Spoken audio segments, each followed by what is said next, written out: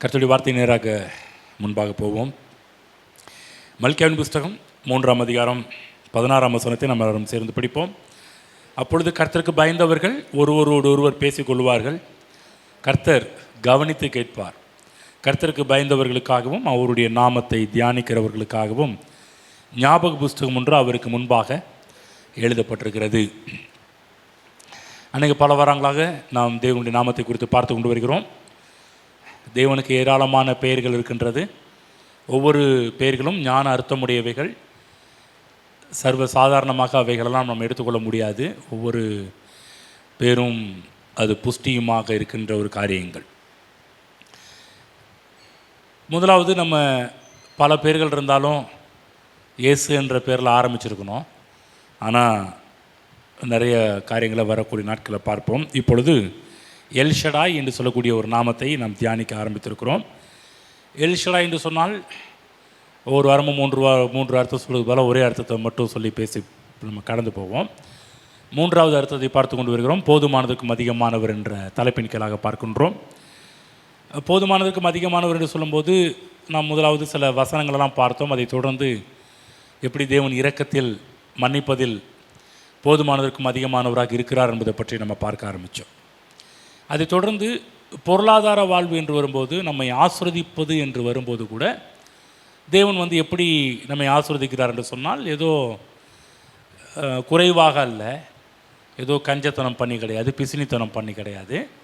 தேவன் நம்மை ஆசிர்வதிக்கும் போது எப்படி ஆசிர்வதிக்கிறார் என்று சொன்னால், அளவற்ற விதத்திலே தேவன் நம்மை ஆசிர்வதிக்கிறார். போதுமானதற்கும் அதிகமாக மிச்சமீதி எடுக்கக்கூடிய அளவுக்கு தேவன் அவைகளை செய்கிறார் என்று சொல்லி பார்க்க ஆரம்பித்தோம்.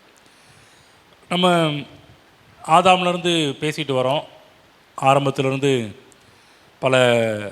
பலருடைய வாழ்விலிருந்து பார்த்து கொண்டு வருகிறோம். இவங்க வாழ்வு எல்லாமே ஆரம்பத்தில் ரொம்ப ஜீரோவில் தான் இருந்துச்சு. ஒன்றுமில்லாமல் இருந்து தான் ஆரம்பித்தார்கள். ஆபிரகாமாக இருக்கட்டும், அவரும் பார்த்திங்கன்னா ஒன்றுமில்லாமல் இருந்து தான் ஆரம்பித்தார். ஈசாக்கு எடுத்துக்கிட்டிங்கன்னா அவரும் பஞ்ச தேசத்திலிருந்து தான் ஆரம்பிக்கிறார். அதே போல் யாக்கோபா இருக்கட்டும், அவரும் ஒன்றுமில்லாத சூழ்நிலைகளிலிருந்து தான் ஆரம்பிக்கிறார். தேவன் இவங்க எல்லாத்துக்கும் கற்றுக் கொடுக்குறார். அதாவது எடுத்துலையுமே அவங்க பெரிய ஒரு செழிப்பில் இருந்தவர்கள் அல்ல. ஒருவேளை அவர்களுடைய ஆபிரகாம் செழிப்பில் வாழ்ந்திருக்கலாம். ஆனால் ஒரு காலகட்டத்தில் எல்லாமே ஒரு அதாவது 0% தான் வருது எல்லாருடைய வாழ்விலும். ஆனால் கர்த்தர் அங்கேருந்து ஒரு புதிய ஆரம்பத்தை அவங்க வாழ்க்கையில் ஆரம்பிக்கிறார். யாக்கோபின் வாழ்விலும் அப்படி தான், அவருடைய மகன் யோசேப்பினுடைய வாழ்விலும் அப்படி தான். ஒன்றுமில்லாத நிலைமையிலிருந்து ஆரம்பிக்கிறாங்க. ஆனால் ஒன்றுமில்லாத நிலைமையில் இருந்தாலும் தேவன் அவர்களுக்கு வாக்கை கொடுக்கிறார், வார்த்தைகளை கொடுக்கிறார். இன்றைக்கும் தேவன் அப்படி தான் நம்முடைய வாழ்விலே செயல்பட்டு கொண்டிருக்கிறார். இன்றைக்கு நம்முடைய வாழ்வு கூட இப்போ ஒன்றுமில்லாத ஒரு நிலைமையில் இருக்கலாம். ஆனால் நீங்கள் என்றைக்குமே ஒன்றுமில்லாத நிலைமையில் இருக்க மாட்டீர்கள். தேவன் அதற்கான வார்த்தைகளை நமக்கு ஒவ்வொரு தடவையும் ஒவ்வொரு நாளும் கொடுத்து கொண்டே இருப்பார். மறந்துவிடக்கூடாது. தேவன் வார்த்தைகளின் தேவன், வார்த்தைகளை கொடுக்கிறார். இப்போ கூட இந்த நாளில் கூட தேவன் நம்மோடு வார்த்தைகள் மூலமாக தான் பேசி கொண்டிருக்கிறார். தேவன் எப்படிப்பட்டவர் என்பதை விளங்க பண்ணி கொண்டிருக்கிறார். அதுதான் தேவனை அறிகிற அறிவுக்குள்ளாக நம்முடைய கிறிஸ்தவ வாழ்வை கொண்டு போக வேண்டும். அன்றைக்கு நேரத்தில் பல விஷயத்தை அறிந்து வைத்திருக்கிறோம் அந்த உலகத்தில் ஆனால் எல்லாவற்றை காட்டிலும் சிறப்பு என்னவென்று சொன்னால், தேவனை அறிகிற அறிவு தான் சிறப்பான ஒரு காரியம். இன்றைக்கு உலகத்தில் எடுத்துக்கங்க, இன்றைக்கெல்லாம் பார்த்திங்கன்னா செக்குலர் படிப்பெல்லாம் நீங்கள் எடுத்துக்கிட்டிங்கன்னா, மக்கள் பார்த்திங்கன்னா இன்றைக்கி கூட எடுத்துக்கிட்டிங்கன்னா மற்ற அந்த உலக பிரகாரமான படிப்புகளுக்கு ரொம்ப நேரத்தை செலவு பண்ணுவாங்க, பணங்களை செலவு பண்ணுவாங்க. நமக்கு தெரியும் எவ்வளோ பேர் பார்த்திங்கன்னா நேரம் மணிக்கணக்காக பணத்தை செலவு பண்ணிலாம் படிக்க வைக்கிறாங்க, டியூஷன்லாம் அனுப்பி படிக்க வைக்கிறாங்க. நல்லது, தவறு எதுவும் கிடையாது. ஆனால் நம்ம என்ன சொல்கிறோம், அதை விட சிறப்பானது என்ன என்று சொன்னால், தேவனை அறிகிற அறிவு தான் சிறப்பானது. ஆகவே தான் இந்த நாளிலுமே கூட தேவனை அறிகின்ற அறிவுக்குள்ளாக நாம் சென்று கொண்டிருக்கிறோம். எல்லாவற்றையும் நம்ம படித்து முடித்து விட்டோமா என்று சொன்னால் கிடையாது. நாளாக இப்போ தான் புதுசாக ஒன்று அறிந்து கொண்டு வருகிறோம். நன்றாக புரிந்து கொள்ள வேண்டும். எல்லாம் தெரிந்தவர் எவரும் இல்லை, ஒன்றுமே அறியாதோர் யாரும் கிடையாது என்பதை புரிந்து கொள்ள வேண்டும். இன்றைக்கு நம்ம ஒரு சில காரியத்தை புரிந்து கொள்கிறோம். இன்றைக்கி நம்ம சர்ச்சுக்கு வருவதனால இன்றைக்கி நம்ம எல்லாவற்றையும் புரிந்து கொண்டோம் என்று நாம் சொல்லிவிட முடியாது. இங்கே இருக்கிற நானாக இருக்கட்டும், நீங்களாக இருக்கட்டும், யாராக இருக்கட்டும், எல்லாருமே சொல்லுவாங்க I am the one of the student அப்படின்னு தான் சொல்லுவாங்க. இன்றைக்கும் நம்ம ஒரு கற்கிற ஒரு மனநிலையிலே நாம் இருக்க வேண்டும். ஆமாம், கற்றுக்கொள்ள வேண்டும். எந்த அளவுக்கு நம்ம கற்றுக்கொள்கிறோமோ அந்த அளவுக்கு தான் வாழ்வில் முன்னேற்றத்தை நம்ம பார்க்க முடியும். நன்றாக புரிந்து கொள்ளுங்கள். இன்றைக்கு வந்திருக்கிற நாம் கற்றுக்கொள்ளும்படிக்கு வந்திருக்கிறோம்.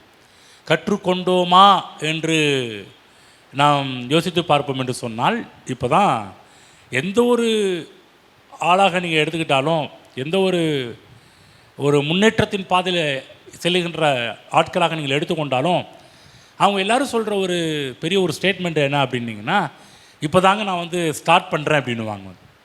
எனக்கு தெரியும் எவ்வளோ புகழ்பெற்ற ஊழியர்களாக இருக்கிறாங்க.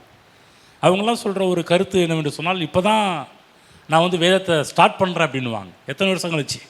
30 வருஷம் 40 வருஷத்தை கழிச்ச பிற்பாடு பார்த்திங்கன்னா, அப்போ சொல்லுவாங்க இன்றைக்கி தான் கொஞ்சம் விஷயத்தை புரிந்து கொள்கிறேன், இன்றைக்கி தான் சில விஷயம் எனக்கு உள்ளே போகுது என்றெல்லாம் சொன்னவர்கள் எவ்வளோ பேர் இருக்கிறாங்க. அப்போ நல்லா புரிந்து கொள்ள வேண்டும். நம்ம எல்லாம் கற்றவர்கள் அல்ல, நமக்கு எல்லாம் தெரியும் என்ற ஒரு அர்த்தம் கிடையாது. ஒவ்வொரு தடவையும் நான் வேதத்தை பார்க்கும்போதெல்லாம், ஒவ்வொரு தடவையும் புல்பிட்டில் ஏறும்போதெல்லாம் நான் இங்கே ஒரு நிர்வாயுதபாணியாக தான் நிற்கிறேன், ஒன்றும் தெரியாதவனாக தான் நிற்கிறேன். தேவனுடைய பலத்தால் தேவன்கிட்டருந்து ஏதாவது வார்த்தை வரும் என்று வெயிட் பண்ணிகிட்ருக்கிறேன். தேவன்கிட்டருந்து வெளிப்பாடுகள் வரும் என்று காத்து கொண்டிருக்கிறேன். அப்போ இங்கே வரும்போதெல்லாம் அப்படி தான் நிற்கிறேன். தேவனுடைய சமூகத்தில் தேவன் நடத்தி கொண்டிருக்கிறார். ஆகவே நல்லா புரிந்து கொள்ள வேண்டும். இங்கே இருக்கிற நம்ம எல்லாரும் எல்லாம் தெரிந்தவர்கள் அல்ல. நாட்கள் ஆக ஆக ஆக நாம் கற்றுக்கொண்டே இருக்கிறவர்களாக நாம் மாற வேண்டும். ஆமாம். நான் சில இடத்துல ஏன் சொல்கிறேன் அப்படின்னா, சில பேர்லாம் சொல்லுவாங்க எனக்கு எல்லாம் பைபிளில் எல்லாம் தெரியுங்க அப்படின்னுவாங்க. சில பேர்லாம் அப்படியே சொல்லி நான் கேட்டிருக்கிறேன். எனக்கு எல்லாம் தெரியுங்க, நாங்கள் எதுக்கு சர்ச்சுக்கு வரணும் அப்படின்லாம் சொல்லியிருக்கிறாங்க. சர்ச்சுக்கு நாங்கள் வர வேண்டிய அவசியம் கிடையாது, எங்களுக்கு பைபிளில் ஃபுல்லாகவே எல்லாமே தெரியும் அப்படின்வாங்க. நான் அவங்கள பார்த்து சொல்லுவேன், நீங்கள் என்றைக்கு எல்லாம் தெரியும்னு நீங்கள் சொன்னீங்களோ அன்றைக்கே நீங்கள் உங்களுக்கு ஒன்றும் தெரியவில்லை என்று தான் அர்த்தம். நன்றாக கவனிங்க. இங்கே இருக்கிற வேதத்தை தூக்குன நாம் எல்லாருமே எனக்கு எல்லாம் தெரியும், எனக்கு யாரோ ஒன்றும் சொல்லிக் கொடுக்க வேண்டிய அவசியம் கிடையாது என்ற ஒரு மனநிலையில் நீங்கள் அமர்ந்திருப்பீர்கள் என்று சொன்னால், நான் உங்களுக்கு உண்மையை சொல்கின்றேன், நீங்கள் இன்னும் கற்க வேண்டிய விதத்தில் நீங்கள் கற்றுக்கொள்ளவில்லை என்று சொல்லி தான் அர்த்தமாகின்றது. ஆகவே நம்ம ஒருபடி எல்லாவற்றையும் கற்றுக்கொள்ள வேண்டும். நாளாக நாளாக நாளாக நம் கற்றுக்கொண்டே இருக்க வேண்டும். எந்த அளவுக்கு? கிறிஸ்துவின் சாயலை முழுமையாக பெற்றுக்கொள்ளக்கூடிய அளவுக்கு. நாளாக நாளாக இன்றைக்கி நான் அவருடைய சாயலில் கொஞ்சம் இம்ப்ரூவ்மெண்ட் ஆகியிருக்கிறேன், தேவனுடைய சாயலில் கொஞ்சம் டெவலப் ஆகிருக்கிறேன், வளர்ந்துருக்கிறேன். ஆகவே தேவனுடைய வார்த்தை எதற்காக தேவன் நம்ம கொடுக்குறார் என்று சொன்னால், ஒரே நோக்கம், தேவனுடைய சாயலை நாம் அடைய வேண்டும் என்பதற்காக, இயேசு கிறிஸ்துவின் சாயலை நாம் அடைய வேண்டும் என்பதற்காக. அப்போ அந்த சாயலை நாம் அடைந்து விட்டோமா என்று கேட்போம் என்று சொன்னால், இப்போ தான் கொஞ்சம் கொஞ்சமாக அந்த சாயலை நான் பெற்றுக்கொண்டே இருக்கிறேன் என்று தான் நம்ம சொல்ல முடியும். ஆகவே தேவனாய் கர்த்தர் நமக்கு போதுமானதற்கும் அதிகமானவராக இருக்கின்றார், தொடர்ந்து இருப்பார் என்பதை விசுவாசிக்கின்றோம். அதற்கு நேராக நம்முடைய கவனத்தை திருப்பி கொண்டிருக்கிறோம். தேவன் எப்படி பழைய ஏற்பாட்டு காலகட்டத்தில் தேவன் எல் ஷடாய் தேவனாக இருந்தார், போதுமானதற்கும் அதிகமானவராக இருந்து அவருடைய பிள்ளைகளை ஆசீர்வதித்தார் என்பதை பற்றி தான் பார்த்து கொண்டு வருகிறோம். இப்பொழுது பார்த்துக்கிட்டு இருக்கிற ஒரு காரியம் என்னென்னா, எப்படி இஸ்ரேல் மக்கள் கிட்டத்தட்ட ஒரு 6 லட்சம் புருஷர்களாக இருந்தார்கள். கணக்கு போட்டோம்னா புருஷர்கள் மட்டும், ஜென்ஸ் மட்டும், ஆண்கள் மட்டும் 6 லட்சம் பேர். அப்போ நம்ம கணக்கு பார்த்தோம், அவங்க மனைவி மாற சேர்த்து பிள்ளைங்க மாரெலாம் சேர்த்தோம்னா கிட்டத்தட்ட ஒரு தோராயமாக, அதாவது குறைந்தபட்ச அளவில் ஒரு 30 lakhs 30 லட்சம்னு சொன்னேன். இது குறைந்தபட்சம். ஆனால் அதற்கு மேலாகவே இருப்பார்கள். அப்படி என்றால் என்ன அர்த்தம்னா 30 லட்சத்திற்கும் மேற்பட்ட ஜனங்கள் என்று தான் நாம் அவைகளை சொல்ல முடியும். அப்போ அந்த நாட்களில் விதைப்பு இல்லை, அறுப்பு கிடையாது, களஞ்சியம் கிடையாது. ஆனால் தேவன் 30 லட்சத்துக்கும் மேற்பட்ட ஜனங்கள் சாப்பிடுவதற்கு வேண்டிய சாப்பாட்டை தேவன் ஆயத்தம் செய்து வைத்திருந்தார், ஆயத்தம் செய்து கொடுத்தார் என்பதை நாம் மனதில் பதித்து கொள்ள வேண்டும். யோசிச்சு பாருங்கள், இவங்க சாப்பிட்டது போக மிச்சம் இருந்தது, மீதி இருந்தது என்று சொல்லி தான் வேதத்தில் பார்க்கின்றோம். அது மட்டுமல்ல, இது என்ன சாப்பாடு என்னவென்று சொன்னால், தேவன் புசிய கொடுத்த அப்பம், மன்னா என்று சொல்லி பார்க்க ஆரம்பித்தோம். அப்போ இந்த மன்னா என்று சொல்லக்கூடியது என்னவென்று சொன்னால் தூதர்களுடைய ஆகாரம், பலவான்களின் ஆகாரம் என்று வேதத்தில் போடப்பட்டிருக்கு. சங்கீத புத்தகம் சங்கீதம் 78ஆம் சங்கீதம் 25ஆம் வசனத்தில் சங்கீதக்காரன் இந்த மன்னாவை பற்றி சொல்லும்போது அழகான ஒரு காரியத்தை எழுதி வச்சிருக்கிறாரு. என்ன என்று சொன்னால் 78, 25 அதுக்கு முன்பாகவே நான் படிக்கிறேன். 22 படிக்கிறேன். யாக்கோபுக்கு விரோதமாய் அக்கினி பற்றி இருந்தது, இஸ்ரவேலுக்கு விரோதமாய் கோபம் உண்டது. அவர் உயரத்தில் உள்ள மேகங்களுக்கு கட்டளையிட்டு வானத்தின் கதவுகளை திறந்து மன்னாவை அவர்களுக்கு ஆகாரமாக வருஷிக்க பண்ணி வானத்தின் தானியத்தை அவர்களுக்கு கொடுத்தார். தூதர்களின் அப்பத்தை மனுஷன் சாப்பிட்டான், அவர்களுக்கு ஆகாரத்தை பூரணமாய் அனுப்பினார். ஆமென் சொல்லுங்க, பூரணமாய் அனுப்பினார். புரிஞ்சுங்களா? வானத்தின் தானியத்தை அவர்கள் சாப்பிட்டார்கள் என்று வேதம் சொல்லுங்கள். கிட்டத்தட்ட 40 வருடங்கள், ஒரு நாள் அல்ல, 40 இயர்ஸ், 40 வருடங்களாக விதைக்கலை, அறுக்கலை, களஞ்சியத்தில் இவர்கள் சேர்த்து வைக்கவில்லை. ஆனால் கர்த்தராகிய தேவன் பூர்ணமாக வானத்தின் அப்பத்தை, வானத்தின் மன்னாவை, வானத்தின் தானியத்தை அவர்களுக்கு புதிய கொடுத்தார் என்று நாம் பார்க்கின்றோம்.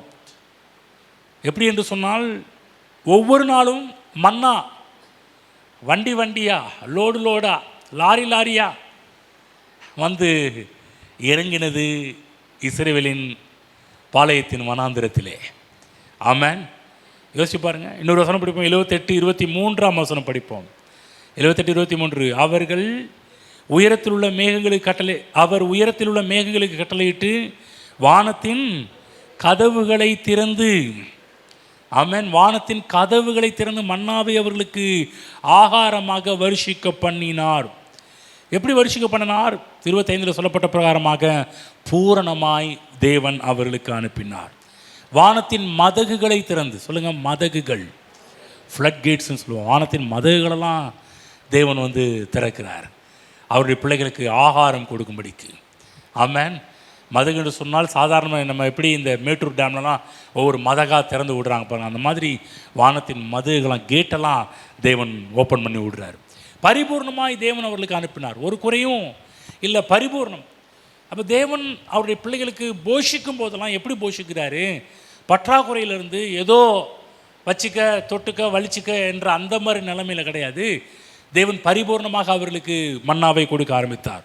யாத்திராகம புஸ்தகம் 16ஆம் அதிகாரம் 16ஆம் வசனத்தில் இதை பற்றி ஒரு அளவை பற்றி இங்கு மோசஸ் எழுதி வைத்திருக்கிறாரு. கொஞ்சம் படிச்சுட்டு நம்ம வருவோம். யாத்திராகம புஸ்தகம் 16ஆம் அதிகாரம் எடுத்துக்கொள்வோம். 16ஆம் அதிகாரம் 16வது வசனத்தை படித்து காண்பிக்கிறேன். கர்த்தர் கட்டளையிடுகிறது என்னவென்றால், அவரவர் புசிக்கும் அளவுக்கு தக்கதாய் அதில் எடுத்து சேர்க்க கடவீர்கள். உங்களில் உள்ள ஆத்துமாக்களின் லக்கத்தின்படியே அவனவன் தன் தன் கூடாரத்தில் இருக்கிறவர்களுக்காக தலைக்கு 1 ஓமர் அளவு எடுத்துக்கொள்ள கடவன் என்றான். தலைக்கு 1 ஓமர் அளவு. கவனமாக கேளுங்க, சொல்லுங்கள் 1 ஓமர் அளவு. சில இடத்துல வந்து 1 ஓமர்னு சொல்லும்போது சில விஷயம் புரியாது. நம்ம ஊரில் நம்ம லாங்குவேஜில் பார்த்தோம்னா இன்றைக்கி எப்படி அரைப்படி 1 படின்லாம் சொல்கிறோம் பார்த்தீங்களா? அது கேட்டிருக்கீங்களா? ஓமர் அளவு கேட்கலாம் கூட, அரைப்படி 1 படி கேட்டிருக்கீங்களா? காப்படி, அரைப்படி, முக்காப்படி, 1 படின்ற மாதிரி. இதில் தலைக்கு வந்து அரைப்படி, சொல்லுங்கள் அரைப்படி. தலை கணக்குக்கு ஒரு நாளைக்கு ஒரு ஆளுக்கு அரைப்படி வந்து, அப்போ ஒரு நாளைக்கு அரைப்படி மன்னா என்று சொன்னால் 30 லட்சம் ஜனங்களுக்கும் எத்தனை என்று சொன்னால் 23,000 மூட்டைகள். 30 லட்சம் ஜனங்களுக்கு எவ்வளோ கணக்கு போட்டோம்னா சொல்லுங்கள் எத்தனைன்னு சொல்லி 23,000 மூட்டைகள். சொல்லுங்கள் 23,000 மூட்டைகள். ஆமாம், 23,000 மூட்டைகள்னு சொன்னால் இன்னும் கொஞ்சம் எக்ஸ்ட்ரீமாக கொஞ்சம் நம்ம கொஞ்சம் அளவு வச்சோம்னா லாரி கணக்கில் எத்தனை லாரி வானத்திலேருந்து இறங்கி வந்து வனாந்திரத்தில் இறங்கினதுன்னு சொன்னால் கிட்டத்தட்ட 230 லாரி லோடு. சொல்லுங்கள் 230 லாரி. கொஞ்சம் கற்பனை பண்ணி பாருங்கள். இந்த ஏரியாவில் ஒரு 230 லாரி நிற்குதுன்னா எவ்வளோ தூரத்துக்கு நிற்குன்னு சொல்லிட்டு, எத்தனை ஒரு தோராயமாக எத்தனை கிலோமீட்டரில் நிற்கும் 230 லாரிங்க? கொஞ்சம் கற்பனை பண்ணி பார்க்கணும். அது வேத வல்லுநர்கள் இதை பற்றி சொல்லும்போது, தேவனாய கர்த்தர் ஒவ்வொரு நாளைக்கும் 230 லாரி லோடு மன்னா இஸ்ரவேல் ஜனங்களுக்காக வனாந்திரத்தின் பாளையத்தில் வந்து இறங்கினது. யோசிச்சு பாருங்க, நம்ம ஊரில் கூட இவ்வளோ லாரி வந்து நிற்குமான்னு தெரியல. வந்து 230 லாரி லோடு மன்னா ஒவ்வொரு நாளைக்கும். யோசிச்சு பாருங்கள், கணக்கு போட்டோம்னா அது ஒரு மாதத்துக்கும் ஒரு வருஷத்துக்கும் 40 வருஷத்துக்கு கணக்கு போட்டிங்கன்னா நம்மால் அந்த டிஜிட்டை நம்ம சேர்க்கவே முடியாது. அந்த அளவுக்கு அதிகம் என்பதை புரிந்து கொள்ளுங்கள். ஆமென். ஆகவே எல்ஷடாய் தேவன் அத்தனை மக்களுக்கும் போஷிப்பது அவருக்கு எவ்வளவு அதிகம் என்பதை புரிந்து கொள்ள வேண்டும். அது மாத்திரமல்ல, மன்னாவை அழகாக தேவன் அவர்களுக்கு வரிசைக்கு பண்ணினார்.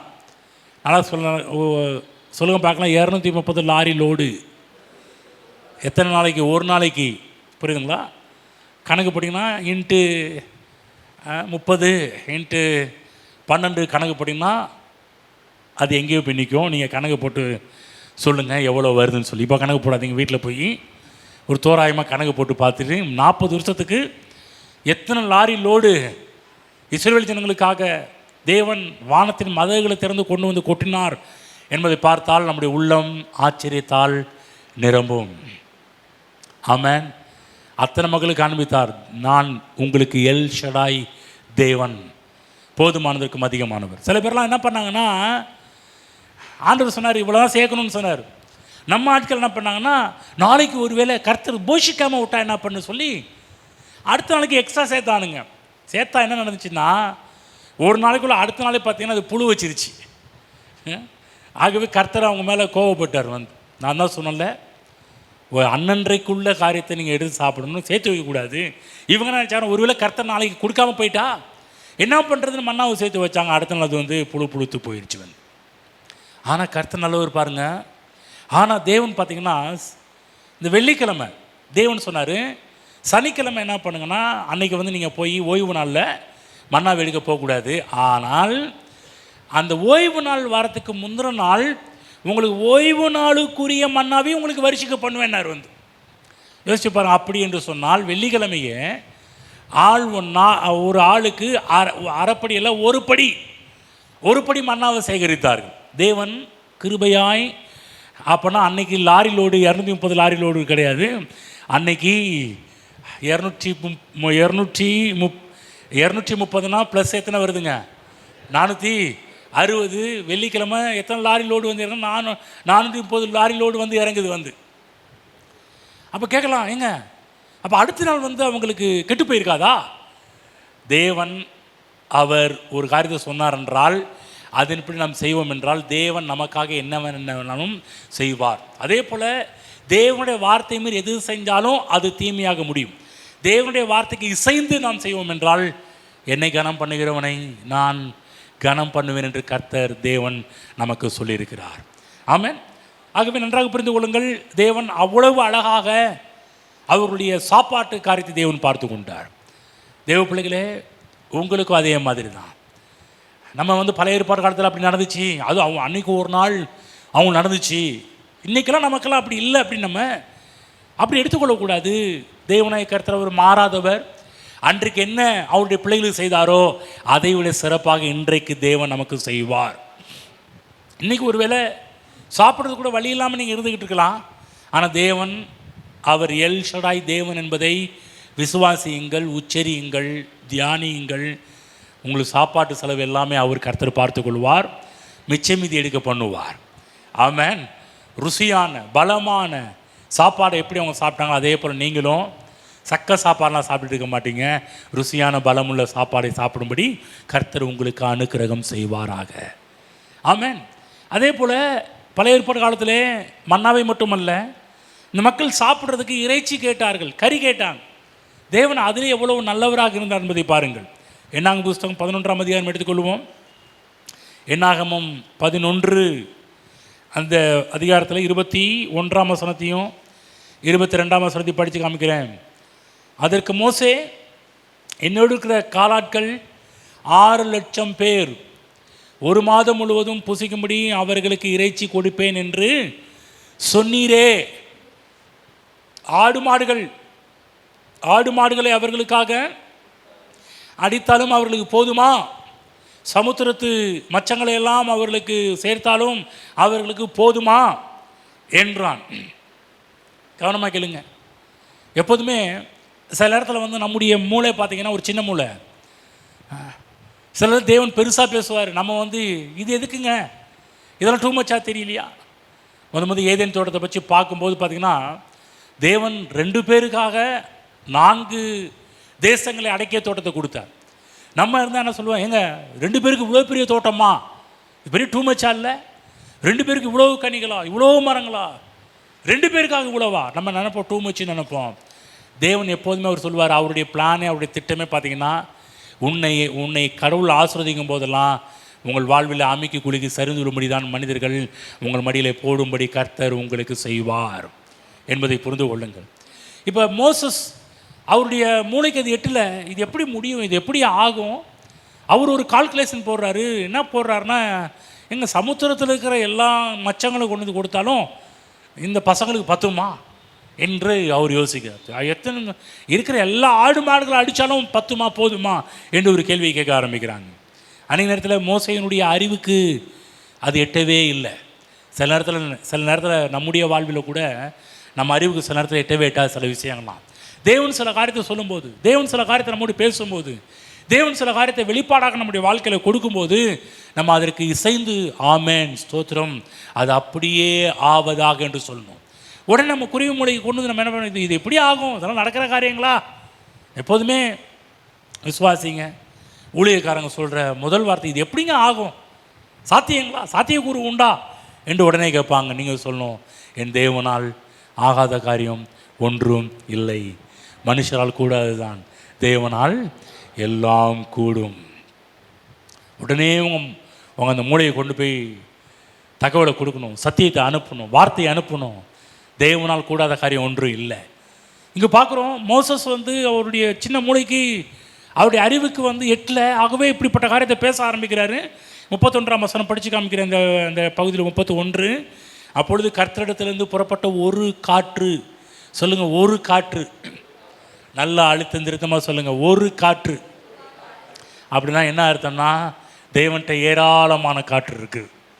சொல்லுங்கள் ஏராளமான காற்று இருக்கிறது.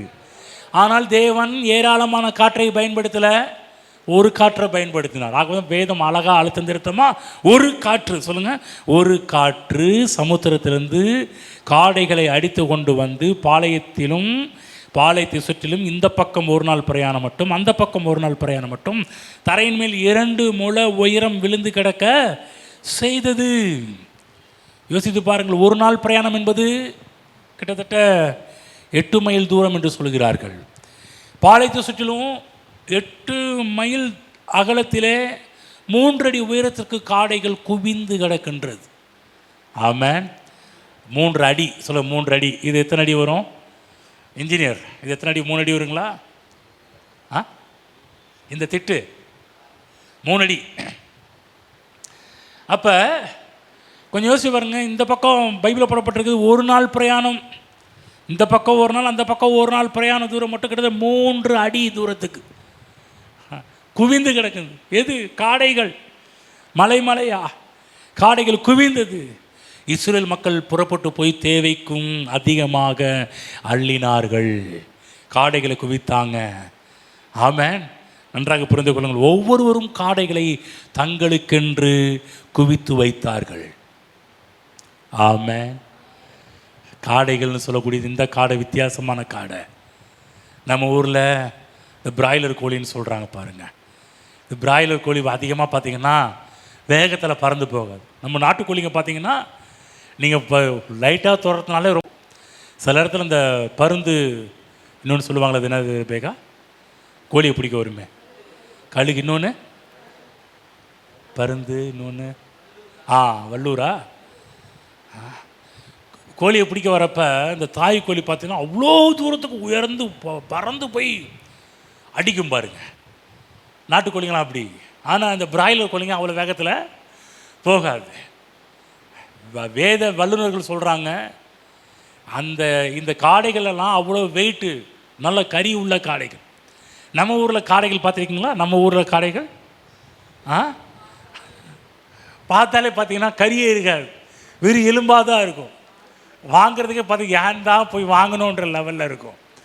ஆனால் இந்த காடைகள் பார்த்திங்கன்னா நம்ம ஊரில் இருக்கிற இந்த போந்தா கோழி மாதிரி, பிராய்லர் கோழி மாதிரி நல்லா வெயிட்டாக இருக்கும். இது எப்படி போகும்னா, காற்று எந்த பக்கம் போகுதோ அந்த பக்கம் அப்படியே போகுமா, எவ்வளோ எதமாக காற்றடிக்கிற திசைக்கு போகுமா. கர்த்தர் பார்த்தாரு, இந்த எல்லா காடைகளுக்கும் ஒரு ஆர்டர் என்னன்னா, என் பிள்ளைங்க இப்போ கறி கேட்டுருக்குறாங்க, எல்லாமே என்ன பண்ணுன்னா அந்த டைரக்ஷன் திரும்பி போ. கர்த்தர் பைபிளில் ஒரு காற்றை பயன்படுத்தணும், ஒரு காற்று. ஆமென். ஒரு காற்றை தேவன் பயன்படுத்துகிறார். அப்போ இங்கேயும் பார்த்தீங்கன்னா எவ்வளவு தேவன் கணக்கீடு, நம்ம சேர்த்தோம்னா கிட்டத்தட்ட எவ்வளோ சேர்த்தார்கள், 10 காடைகளை சேர்த்தார்கள் பைபிள் போடப்பட்டிருக்குது. இதில் கணக்கு 30 லட்சம் ஜனங்களுக்கு பார்த்திங்கன்னா 3 கோடி காடைகளை சேர்க்குறாங்க. சில 3 கோடி, சில 3 கோடி. கணக்கில் தேவன் அந்தளவுக்கு தேவன் செய்கிறவர் என்பதை புரிந்து கொள்ளுங்கள். இத்தனை கோடி காடைகளா? இஸ்ரேல் மக்களை இவங்க போய் காடைகளை தேடி ஓடல, காடைகளெல்லாம் இவங்களை தேடி வருது. நல்லா புரிந்துங்க, ஒரு விஷயம் புரிந்து கொள்ளுங்கள். நீங்கள் தேடி போகிறதுக்கு முன்னாடி கர்த்தர் உங்களை தேடி எல்லாவற்றையும் அனுப்பி கொண்டிருக்கிறார். உங்களை தேடி தான் மன்னா வந்தது, இஸ்ரேல் ஜனங்களை தேடி தான் மன்னா வந்துச்சு. காலையில் இருந்துச்சு, கேட்டை திறந்தால் மன்னா வரிசிக்கப்பட்டிருக்கிறது. கதவு திறந்தாங்கன்னா கதவுக்கு முன்னாடி மன்னாவை பார்க்குறாங்க. காடையை கேட்டப்போ கதவு திறந்தால் முன்னாடி காடையாக நிற்குது. யோசிச்சு பாருங்கள், இவங்க தேடி போகல, எல்லாம் அவர்களை தேடி வந்தது. எல்ஷடாய் தேவன் அப்படிதான் உங்களை தேடி வரும்படி கர்த்தர் செய்வார். நீங்கள் எதெல்லாம் ஆசைப்படுறீங்கன்னு எதை தேடி போகிறீங்களோ, நீங்கள் தேடி போக வேண்டிய அவசியமே கிடையாது. கர்த்தர் சொல்வார், நீ என்னை தேடினா அதெல்லாம் உன்னை தேடி வரும்படி நான் உனக்காக செய்வேன். உனக்காக கர்த்தர் எல்லா காரியத்தையும் செய்வார் என்பதை புரிந்து கொள்ளுங்கள். ஆகவே அவருடைய செயல்கள் மகத்துவமானவைகள் என்பதை புரிந்து கொள்ள வேண்டும். ஒரு காற்று ஒரு காற்று இறைச்சியை கொண்டு வரும் என்று சொன்னால் இஸ்ரவேல் ஜனங்களை எதிர்பார்க்கவே கிடையாது. எப்படி இதெல்லாம் நடக்கிற காரியங்களா? மோசவே எதிர்பார்க்கல. அப்போ தான் பாருங்கள், மோசே சொல்கிறாரு பாருங்க, படிக்கிறேன் பாருங்கள், 22 அதே அதிகாரம் 22. ஆடு மாடுகளையும் அவர்களுக்கு அடித்தாலும் அவர்களுக்கு போதுமா, சமுத்திரத்து மச்சங்களை எல்லாம் அவர்களுக்கு சேர்த்தாலும் அவர்களுக்கு போதுமா என்றான். அதில் கர்த்தர் மோசை நோக்கி, கர்த்தருடைய கை குறுகி இருக்கிறதோ, என் வார்த்தையின்படி நடக்குமோ நடக்காதோ என்று நீ இப்பொழுது காண்பாய் என்றார். பக்கம் சொல்லுங்கள், நீ இப்பொழுது காண்பாய். தேவனுடைய அற்புதங்களையும் அதிசயங்களையும் வேத வார்த்தையில் தேவன் நம்மோடு சொல், நீ இப்பொழுது காண்பாய். உங்கள் தேவைகள் எவ்வளவு எனக்கு தெரியாது, தேவனுக்கு தெரியும். ஆனால் அத்தனை தேவைகளும் தேவன் உங்கள் வாழ்வில் சந்திப்பார். அவைகளை நீ இப்பொழுது காண்பாய். ஆமென். தேவன் எவ்வளோ நல்லவர். கர்த்தருடைய கை குறுகி இருக்கவில்லை, கர்த்தருடைய கை தாராளமான கை, வாரி இறைக்கிற கை கர்த்தருடைய கை. தேவன் அப்படிதான் தேவைகளை சந்திக்கிறவர். எல்ஷடாய் தேவன் நம்முடைய வாழ்வில் தேவைகள் அதிகமாக சந்திக்கின்ற மிச்சம் மீதி எடுக்க பண்ணுகின்ற தேவன். நீங்கள் எதிர்பாராத பெருக்கத்தை உங்களுக்காக தேவன் செய்வார். இன்னும் சொல்லப்போனால் நீங்கள் பிரமிப்பு உண்டாகக்கூடிய அளவுக்கு தேவன் அவைகளை உங்கள் வாழ்வில் செய்ய வல்லவராக இருக்கிறார். சொல்லுங்கள், பிரமிப்பு உண்டாகும். ஆமென். பாருங்க, பழைய ஏற்பாடு காலத்தில் மட்டுமல்ல, திருமண வீட்டில் கூட தேவன் எல்ஷடாய் தேவனாக அவர்களுக்கு இருந்திருக்கிறார். இவைகளெல்லாம் எதை நமக்கு காண்பிக்கிறது என்று சொன்னால், தேவன் மாறாதவர் என்பதை காண்பிக்கின்றது. வேதத்தில் நான் இப்படி ஆதாமுக்கும் ஆபிரகாமுக்கும் ஈசாக்குக்கும் யாக்கோபுக்கும் யோசேப்புக்கும் இஸ்ரவேல் ஜனங்களுக்கும் பழைய ஏற்பாட்டில் வாழ்ந்த மக்களுக்கும் நான் செய்திருப்பேன் என்று சொன்னால், உனக்கு நான் செய்வது எவ்வளவு நிச்சயம், எவ்வளவு அதிகம் என்பதை தேவன் இன்றைக்கு நமக்கு நினைப்பூட்டுகின்றார். இதெல்லாம் தேவன் நமக்கு ஏன் காண்பிக்கிறார்? தேவன் மாறாதவர் என்பதை காண்பிக்கிறார். உங்கள் வாழ்வில் நிச்சயம் அவைகளை தேவன் செய்வார். நேற்றும் இன்றும் என்றும் அவர் மாறாதவர். நேற்று என்ன அவர்கள் செய்தார், அதே போல இன்றும் நம்முடைய வாழ்வில் செய்ய போதுமானவராக இருக்கிறார். ஆமென். ஆகவே பழைய ஏற்பாடு காலத்திலே பல சந்தர்ப்பத்திலே தேவனாகிய கர்த்தர் அவர் யார் என்பதை நிரூபித்து காட்டினார். எல்ஷடாய் தேவன் என்பதை நிரூபித்து காட்டினார். அதே போல தான் கலிலேயாவில் இருக்கின்ற கானா ஊரில் கூட ஒரு கல்யாணம் நடந்தது. அந்த கல்யாண வீட்டிலையும் தேவன் எல்ஷடாய் தேவன் என்பதை அவர்களுக்கு நிரூபித்து காட்டினார். யோவான் எழுந்த சுவிசேஷம் 2ஆம் அதிகாரத்துக்கு நேராக கவனத்தை செலுத்துவோம். படிக்கிறேன், கேளுங்கள். 3ஆம் நாளிலே 2:1 3ஆம் நாளிலே கலிலேயாவில் கானா ஊரிலே ஒரு கல்யாணம் நடந்தது. இயேசுவின் தாயும் அங்கே இருந்தால். இயேசுவும் அவருடைய சீசரும் அந்த கல்யாணத்துக்கு அழைக்கப்பட்டிருந்தார்கள். அழகாக போடப்பட்டிருக்குது. இயேசுவும் அவருடைய சீசர்களும் அந்த கல்யாணத்துக்கு அழைக்கப்பட்டிருந்தார்கள், திருமணத்துக்கு அழைக்கப்பட்டிருந்தார்கள். அநேக விசுவாசிகள் எண்ணுவது போல தேவன் ஒரு சன்னியாசி அல்ல, ஒரு முனிவர் அல்ல என்பதை புரிந்து கொள்ளுங்கள். நம்முடைய இன்ப துன்பங்களில் பங்கு பெறுகின்றவர் நாம் ஆராதிக்கின்ற இயேசு. நம்முடைய இன்ப துன்பங்களில் பங்கெடுக்க ஆர்வமுடையவராக இருந்தவர் தான், ஆர்வம் காட்டினவர் தான் நம்முடைய கர்த்தராகிய இயேசு என்பதை புரிந்து கொள்ளுங்கள். இயேசு ஏதோ சாதாரண ஒரு சன்னியாசி அல்ல. ஆமென். இன்ப துன்பங்களில் கலந்து கொள்ளுகிறவர். அப்போ அந்த கல்யாண வீட்டில் பார்த்திங்கன்னா எல்லாருமே அழைக்கப்பட்டிருந்தாங்க. அதில் இயேசுவும் அழைக்கப்பட்டிருந்தார். உறவினர்கள், பெரியவர்கள் எல்லாரையும் அந்த வீட்டார் அழைத்திருந்தார்கள். அவர் எல்லாரும் விருந்தினர்கள். ஆனால் இயேசுவோ விருந்தினர் அல்ல, அவர் பெரிதான விருந்தாளி, இருக்கிறதுலையே சீஃப் கெஸ்ட்டு அப்படின்னு சொல்கிறாங்கல்ல. எந்த கல்யாணத்துக்கு அழைக்கப்பட்டிருந்தாலும் பெரிய ஒரு கெஸ்ட்டை கூப்பிடுறது போல் இந்த திருமணத்துக்கு சாதாரண ஒரு ஆள் இல்லை, சீஃப் கெஸ்ட்டாக அழைக்கப்பட்டவர். இயேசு வரவில்லை என்று சொன்னால், இயேசு அந்த கல்யாண வீட்டிற்கு வரவில்லை என்று சொன்னால் அந்த இல்லற வாழ்க்கையின் ஆரம்பமே சோகமாகத்தான் முடிந்திருக்கும். யோசிச்சு பாருங்க. அதாவது இஸ்ரவேல் நாட்டில் இந்த திராட்சரசம் குறைவு என்பது சொல்வது ஒரு பெருத்த ஒரு அவமானம். அவங்களுக்கு அந்த திராட்சரசம் மட்டும் இல்லை, குறைந்து போச்சு, காலியாக போச்சு அப்படின்னு சொன்னால் வேத வல்லுநர்கள் சொல்கிறாங்க காலாகாலத்துக்கு பேச்சு பொருளாக இருக்குமா, காலாகாலத்துக்கு பேசுவாங்களாம். அந்த கல்யாணத்தில் நடந்த எல்லா விஷயத்தையும் எடுத்து வச்சு பேசுவாங்களாம். கொஞ்சம் யோசிச்சு பாருங்க. கல்யாண வீடு ஆரம்பத்திலேயே ஒரு சோகத்தை சந்திக்க வேண்டிய கல்யாண வீட்டை தேவன் ஆச்சரியப்படக்கூடிய அளவுக்கு அந்த கல்யாண வீட்டை தேவன் மாற்றினார். என்று சொன்னால் எல்ஷடாய் தேவனுக்கு யார் மரியாதை கொடுக்கிறார்களோ, நான் சொல்கிறேன், அவர்கள் அண்டை வீட்டில் போய் திராட்சரசத்துக்கு போய் கடன் கேட்க வேண்டிய அவசியமே ஏற்படாது. எல்ஷடாய் தேவனை அணுகுகிறார்கள். எல்ஷடாய் தேவனை அணுகும்போது இயேசுவின் தாயாகிய மரியாள் நிறைவுக்கு வழியை காண்பிக்கின்றாள். போதுமானதற்கும் அதிகமாக எப்படி சந்திக்கப்பட போகின்றதுக்கு வழியை காண்பிக்கிறார்கள். என்ன காமிக்கிறாங்க? 2ஆம் அதிகாரம் 5ஆம் வசனம் படிக்கிறேன். அவருடைய தாய் வேலைக்காரர் நோக்கி, அவர் உங்களுக்கு என்ன சொல்கிறாரோ அதன்படி செய்யுங்கள் என்றார். இயேசு, அதாவது இயேசு ஆகிய தேவன் எல்ஷடாய் என்பதை மரியாள் நன்றாக அறிந்து வைத்திருந்தாள்.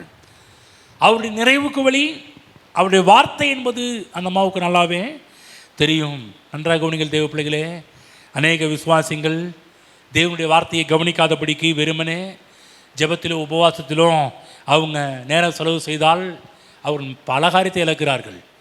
ஜெபம் நல்லது, உபவாசம் நல்லது, தப்புன்னு சொல்ல வரல. ஆனால் வார்த்தைக்கு கொடுக்க வேண்டிய இடத்தை காட்டிலும் கீழான ஒரு இடத்தை கொடுப்போம் என்று சொன்னால் அது வேஸ்ட்டு. ஆனால் ஜெபம் உபவாசம் என்று வரும்போது தேவனுடைய வார்த்தைக்கு அந்த ஜெபத்திலையும் தேவனுடைய வார்த்தைக்கு அந்த உபவாசத்திலும் அதிக முக்கியத்துவம் கொடுக்கும்போது கர்த்தர் சொல்ல, என்னை கனம் பண்ணுகிறவன் நான் கனம் பண்ணுவேன். நிறைவுக்கு வழி என்ன? தேவனுடைய சத்தம் என்பதை மறந்து போகக்கூடாது. நிறைவுக்கு வழி தேவனுடைய வார்த்தை என்பதை மறந்துவிடக்கூடாது. திராட்சை ரசம் பொதுவாக சமையல் கட்டில் இருக்கும், கிச்சனில் இருக்கும். ஆனால் இங்கே எடுத்து பார்க்குறோம், திராட்சை ஜூஸ் எங்கே இருக்குதுன்னா கால் கழுவுற தண்ணி. பொதுவாகவே பார்த்திங்கன்னா அவங்க கால் கழுவுற தண்ணி வேறு, கால் கழுவுற தண்ணி கிடையாது. இது வனாந்திரத்தில் பார்த்திங்கன்னா மண் படும்போது காலில் இப்படி தண்ணியை ஊற்றி கொண்டு வருவார்கள், அப்படிப்பட்ட ஒரு காரியம். ஆனால் இங்கு கிட்டத்தட்ட 125 லிட்டர் கொள்ளளவு உள்ளதாக அந்த கற்சாடி இருந்ததாக வேத வல்லுநர்கள் அழைக்கிறார்கள். கிட்டத்தட்ட 6 கற்சாடிகள் தேவன் தண்ணீரால் நிரப்பும்படி அவர்களுக்கு கட்டளை கொடுக்கிறார். இயேசு சொல்கிறார் வேலைக்காரங்களை பார்த்து, அதே போல் அவர்கள் செய்கிறார்கள். வேலைக்காரர் தொட்டிகளில் தண்ணீரால் நிறைய பண்ணினார்கள். வார்த்தைக்கு மரியாதை கொடுக்கின்ற வேலைக்காரர்கள். ஆமென். ஒருவேளை இந்த வேலைக்காரங்க நீ என்ன சொல்கிறது, நான் என்ன கேட்குறதுன்னு ஒரு திமிருக்கு போயிருந்தாங்கன்னா பெரிய அற்புதம் நடந்திருக்காது. வேலைக்காரர்கள் இயேசுவின் வார்த்தைக்கு ரெஸ்பெக்ட் பண்ணாங்க, மரியாதை கொடுத்தார்கள். தேவனுடைய பிள்ளைகளை யார் யாரெல்லாம் தேவனுடைய வார்த்தைக்கு மரியாதை கொடுக்கிறார்களோ, கனம் பண்ணுகிறார்களோ, அவர்கள் வாழ்வில் மிச்சம் மீதி எடுக்க செய்வார் என்பதை மறந்து விடாதீர்கள். ஒரு பெரிய அற்புதம் தேவனுடைய வார்த்தைக்கு மரியாதை கொடுத்ததுனால நடந்த ஒரு பெரிய அற்புதத்தை பார்க்குறோம். ருசி இல்லாத தண்ணீர் ருசியாக மாறினது, மனமில்லாத தண்ணீர் மனமாக மாறினது, நிறமில்லாத தண்ணீர் நிறமாக மாறினது. சொல்லுங்க, ருசி, மனம், நிறம். சாதாரண தண்ணீர் தேவனால் கூட, திரும்ப சொல்கிற, தேவனால் கூடாத காரியம் ஒன்றும் இல்லை. யார் யாரெல்லாம் தேவனுடைய வார்த்தைக்கு மரியாதை கொடுக்கிறார்களோ அங்கு சாதாரணமாய் தெரிகின்ற காரியங்களெல்லாம் மிகவும் ருசியுள்ளதாக, மிகவும் மனமுள்ளதாக, மிகவும் நிறமுள்ளதாக மாற்றப்படும் என்பதை புரிந்து கொள்ளுங்கள். இந்த அற்புதம் எப்படின்னா, வேத வல்லுநர்கள் கணக்கிட்டு சொல்கிறாங்க, இந்த ஜூஸு, இந்த ஒயின் சாதாரணமான ஒயின் கிடையாது. என்று சொன்னால் நான் படித்து காண்பிக்கிறேன். 8ஆம் வசனத்திலிருந்து அந்த 9ஆம் வசனம். அந்த திராட்சை ரசம் எங்கே இருந்து வந்தது என்று தண்ணீரை மொண்ட வேலைக்காரருக்கு தெரிந்தது என்று பந்தி விசாரிப்புக்காரனுக்கு தெரியாததினால் அவன் திராட்சை ரசமாய் மாறின தண்ணீரை ருசி பார்த்தபோது மணவாளன் நிலைத்து, எந்த மனுஷனும் முன்பு நல்ல திராட்சை ரசத்தை கொடுத்து ஜனங்கள் திருப்தி அடைந்த பின்பு ருசி குறைந்ததை கொடுப்பான், நீரோ நல்ல ரசத்தை இதுவரைக்கும் வைத்திருந்தீரே என்றான். நல்ல ரசம், சொல்லுங்க, நல்ல ரசம். இதை பற்றி வேத வல்லுநர்கள் கணக்கிட்டு சொல்கிறாங்க. குறைந்தபட்சம் இந்த நல்ல ரசம் உருவாகுவதற்கு 10 வருடங்கள் ஆகுமாம். சொல்லுங்கள், 10 years, 10 வருடங்கள். நம்ம ஊரில் கிரேப் ஜூஸ் அடித்தோம்னு வச்சுக்கங்களேன், அன்றைக்கி உள்ள கிரேப் ஜூஸ் பார்த்திங்கன்னா அந்த ஜூஸு கொஞ்சம் டேஸ்ட்டு மற்ற எல்லாமே கம்மியாக இருக்கும். ஆனால் திராட்சை ஜூஸை பற்றி சொல்கிறாங்க, வருடங்கள் ஆக ஆக ஆக ஆக அது ருசி கூடிக்கிட்டே போகுமா. தேவன் எந்த அளவுக்கு திராட்சை பழத்தில், ஜூஸில் எவ்வளோ எஃபெக்டை தேவன் வச்சுருக்கிறாரு பாருங்கள். இந்த ருசி கிட்டத்தட்ட 10 years, 10 வருடங்கள். 10 வருடம் நடக்கக்கூடிய அற்புதத்தை தேவன் ஒரே கிட்டத்தட்ட கொஞ்ச நேரத்துக்குள்ளாக தேவன் அவர்கள் வாழ்விலே செய்கிறார் என்பதை உங்களுக்கு நினைப்பூட்ட விரும்புகின்றேன். சில அற்புதங்கள்லாம் நீங்கள் ரொம்ப தாமதிக்க வேண்டிய அவசியம் கிடையாது. சில அற்புதம் இவங்க 10 வருஷம் ஆனாதான் இந்த நன்மை நடக்குமா, 10 வருஷம் ஆனாதான் இந்த கிருபை எனக்கு கிடைக்குமா, 10 வருஷம் ஆனாதான் இதை அனுபவிக்க முடியுமா? நன்றாக கவனிங்கள், தேவன் காலத்தையும் சமயங்களை நமக்காக மாற்றுகிறவர். 10 வருடம் வெயிட் பண்ண வேண்டிய அவசியம் கிடையாது. சொல்லப்போனால் 10 நிமிஷம் கூட ஆகிருக்காது. அவ்வளோ பெரிய ஒரு அற்புதம். மொண்டு ஊற்றும் போதே எல்லாம் மாற ஆரம்பிக்குது.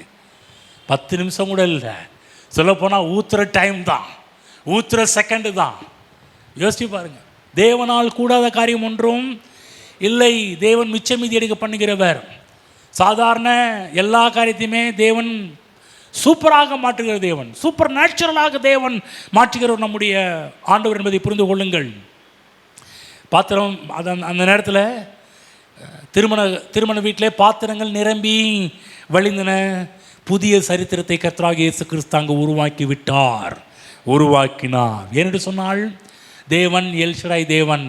இல்லற வாழ்வு ஆரம்பிக்கும் போதே பற்றாக்குறையிலையும் கவலையிலையும் கண்ணீரிலையும் புலம்பல்லையும் ஆரம்பிப்பது தேவனுடைய திட்டம் அல்ல. திருமண வாழ்வு ஆரம்பிக்கும் போதே எப்படி ஆரம்பிக்கணும் என்று சொன்னால் ஆச்சரியத்திலும் பிரமிப்பிலும் உருவாக வேண்டும், ஆரம்பிக்க வேண்டும் என்று தேவன் விரும்புகிறார். ஆமென். உங்கள் திருமண வாழ்வு, உங்களுடைய குடும்ப வாழ்வு இப்படி தான் ஆரம்பிக்க வேண்டும் என்று தேவன் வைத்திருக்கிறார். எந்த ஒரு மனிதன் எல் ஷடாய் தேவனுக்கு முதலிடம் கொடுக்கின்றார்களோ, எல் ஷடாய் தேவனுக்கு மதிப்பு மரியாதை கொடுக்கிறார்களோ, உங்கள் வாழ்விலும் அற்புதங்கள் நிரம்பி வழிய ஆரம்பமாகும். குறைவு ஏற்படாது, மிச்ச மீதியை காண்பீர்கள். சொல்லப்போனால் ஃபைனல் எண்டுக்கு வந்திருக்கிறாங்க. முடிவில் பாருங்கள், அவ்வளோ கற்சாடிகள், 6 கற்சாடியில் அவ்வளவு ஜூஸ். யோசிச்சு பார்த்துருப்பாங்க, இங்கே முடியும் போது இவ்வளவு ஜூஸா? கர்த்தர் பாப்பா, இதை நீ எத்தனை வருஷம்னாலும் வச்சு சாப்பிடலாம். அந்தளவுக்கு தேவன் அவர்கள் வாழ்வை மாற்றியிருக்கிறார். உங்கள் வாழ்வில் தேவன் செய்வார். உங்கள் குடும்ப வாழ்வு, உங்கள் திருமண வாழ்வு, உங்களுடைய வாழ்வு, குடும்ப வாழ்வை தேவன் பிரமிப்பு உண்டாகும்படி கர்த்தர் செய்கின்றவராக இருக்கின்றார். தேவன் மாறாதவர், அவரை பிடித்து கொள்ளுங்கள். வேறு எதுக்கும் முக்கியத்துவம் கொடுக்காதீங்க. தேவனுக்கும் அவருடைய வார்த்தைக்கு முக்கியத்துவம் கொடுங்கள். தேவனுடைய வார்த்தைக்கு யார் யாரெல்லாம் முக்கியத்துவம் கொடுக்கிறார்களோ அவர்கள் அந்த பூமியில் வாழ்ந்து இருந்தார்கள். ஆரம்பத்திலிருந்து பார்த்தோம், ஆதாமிலிருந்து ஆபிரகாமிலிருந்து எல்லாருமே வாழ்ந்திருந்தார்கள். காரணம், வார்த்தைக்கு மரியாதை கொடுக்கிறவர்களை கர்த்தர் கனம் பண்ணுகிறார். கர்த்தர் பார்க்குறாரு. இன்றைக்கு கூட எந்த மனிதன் வார்த்தைக்கு மரியாதை கொடுக்க இருக்கிறான் என்பதை பற்றி கர்த்தர் உங்களை பார்த்து கொண்டிருக்கிறார். ஒருவேளை இந்த வார்த்தையை கேட்டுக்கொண்டிருக்கிற நீங்கள் தேவனுடைய வார்த்தைக்கு மரியாதை கொடுக்கிற, முதலிடம் கொடுக்கின்ற, கனம் பண்ணுகிற ஒரு ஆட்களாக நீங்கள் இருப்பீர்கள் என்று சொன்னால், தேவன் சொல்கிற, என்னை கனம் பண்ணுகிறவன் நான் கனம் பண்ணுவேன். அவருடைய கனத்தை பற்றி தான் பார்த்துட்டு வரோம். திருமண வீட்டில் தேவன் எந்த அளவுக்கு கனம் பண்ணார் என்பதை யோசிச்சு பாருங்கள். 10 வருடங்கள் கழித்து எடுக்கிற ஜூஸு ரொம்ப காஸ்ட்லி. தேவன் காஸ்ட்லியான ஒரு வாழ்வை அவங்க வாழ்க்கையில் கொடுத்தார். ஒன்றே ஒன்று, அவருடைய வார்த்தைக்கு கனம் பண்ணணும். தேவ பிள்ளைகளை இங்கே வந்திருக்கிற உங்களை பார்த்து சொல்லுகின்றேன், தேவனுடைய வார்த்தையை கனம் பண்ணுகிற ஒரு ஆட்களாக நீங்கள் மாறுங்கள். எதற்கு மரியாதை கொடுக்கிறீர்களோ இல்லைங்களோ, தேவனுக்கும் அவருடைய வார்த்தைக்கும் மரியாதை கொடுக்கிற, கனம் பண்ணுகிற ஒரு ஆளாக நீங்கள் மாற ஆரம்பியுங்கள். அடுத்தது, திருமண வீட்டில் மட்டும் கிடையாது, புதிய ஏற்பாட்டு ஊழியத்திலும் தேவன் எல் ஷடாய் தேவனாக தான் அவர்களுக்கு இருந்தார் என்பதை உங்களுக்கு நான் ஞாபகப்படுத்த விரும்புகின்றேன். எப்படின்னு சொன்னால், பெரிய சம்பவம், பெரிய வசனம், ஆனால் ஷார்ட்டாக உங்களுக்கு சில விஷயத்தை சொல்லிக் கொடுக்க விரும்புகின்றேன். என்னவென்று சொன்னால், 5 அப்பம் 2 மீன், கிட்டத்தட்ட அங்கேயும் பாருங்கள் புருஷர்கள் தான் கணக்கிடப்பட்டார்கள். 5000 புருஷர்கள் கணக்கு போட்டால் குறைந்தபட்சம் 20,000 மக்கள், 20,000 ஜனங்கள். 20,000 ஜனங்களுக்கு வரவு 5 அப்பம் 2 மீன். ஆனால் செலவு 20,000 பேருக்கு சாப்பாடு போடணும். யோசிச்சு பாருங்கள், வரவை காட்டிலும் செலவு ரொம்ப குறைவு. நீங்கள் கூட நினைக்கலாம், செலவு நிறையா இருக்குதுங்க, வரவு கொஞ்சம் தாங்க இருக்குது, என்ன பண்ண போகிறேன்னு தெரியலையே, வரவு குறைவாக இருக்குது, இதை வச்சு என்ன செய்கிறது, என்ன பண்ணுறது, இதை பண்ணுறதா அதை பண்ணுறதா, அது சரி செய்கிறதா என்று ஒரு குழப்பத்தில் இருக்கலாம். ஆனால் நடந்த ஒரு அற்புதம், அந்த 5 அப்பத்தையும் 2 மீனையும் தேவனுடைய கரத்தில் கொண்டு வந்து கொடுத்தான் ஒரு சின்ன பையன். ஆமென்.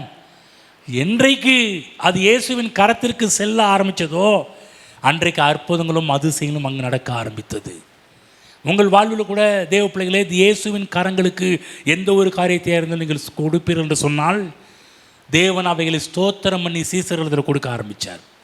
ஸ்தோத்திரம் பண்ணி சீசர்கள் கொடுக்க ஆரம்பிக்கும் போது கிட்டத்தட்ட 20,000 பேரும் சாப்பிட்டு ஒருத்தர் என்ன சொன்னார்னா, நான் 5 அப்பத்தையும் 2 மீனையும் எப்படி பங்கிட்டு போய் இல்லைங்க, அவர் பகிர்ந்து கொடுத்துருப்பார். எப்படி பகிர்ந்து கொடுப்பார்னா, எல்லோரும் டிஃபனை கொண்டு வர சொல்லியிருப்பாராம். எல்லோரும் சாப்பாடு கொண்டு வாங்க, நம்ம எல்லோரும் என்ன பண்ணுவோம்னா பகிர்ந்து சாப்பிடுவோம். கவனமாக கேளுங்க, இங்கே தேவன் பகிர்ந்து சாப்பிடலை, எல்லா டிஃபனையும் கொண்டு வர சொல்லலை. 20,000 மக்கள் வந்திருக்காங்கன்னா 20,000 மக்களுடைய சாப்பாட்டை தேவன் கொண்டு வர சொல்லலை. எல்லோரும் நம்ம ஷேர் பண்ணி சாப்பிட்லாம், லவ் ஃபீஸ்ட் மாதிரி அன்பின் விருந்தாக நம்ம எல்லோரும் என்ன பண்ணுவோம்னா சாப்பாட்டை பகிர்ந்து சாப்பிடலாம் என்று தேவன் வைக்கவில்லை. அங்கு ஒரே ஒரு சின்ன பையன் மட்டும்தான் 5 அப்பமும் 2 மீன் இருந்து கண்டுபிடிக்கப்பட்டது. அந்த இதை தான் இயேசுகிட்ட கொண்டு வந்தாங்க. இயேசு அவைகளை ஆசீர்வதித்து சீசர்கிட்ட கொடுக்குறாரு. கொடுக்க கொடுக்க கொடுக்க அது பெருக ஆரம்பித்தது. எவ்வளோ பேர் சாப்பிட்டார்கள்? கிட்டத்தட்ட 20,000க்கும் மேற்பட்ட ஜனங்கள். முதலாவது ஒரு வசனம் படிக்கிறேன், அடுத்தது ஒரு வசனம் படிக்கின்றேன். மத்தேயு 14ஆம் அதிகாரம் திருப்பிக் கொள்வோம். மத்தேயு 14:20 வசனத்தை நாம் சேர்ந்து படிப்போம். 14:20. எல்லாரும் சாப்பிட்டு திருப்தி அடைந்தார்கள். மீதியான துணிக்கையை எத்தனை கூடை நிறைய எடுத்தார்களாம்?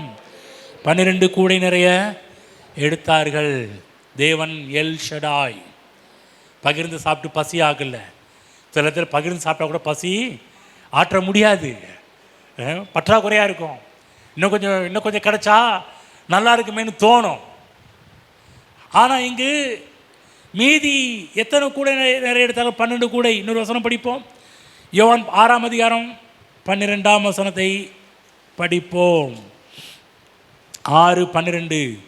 அவர்கள் திருப்தி அடைந்த பின்பு அவர் தம்முடைய சீசரை நோக்கி, ஒன்றும் சேதமாய் போகாதபடிக்கு மீதியான துணிக்கைகளை சேர்த்து வையுங்கள் என்றார்.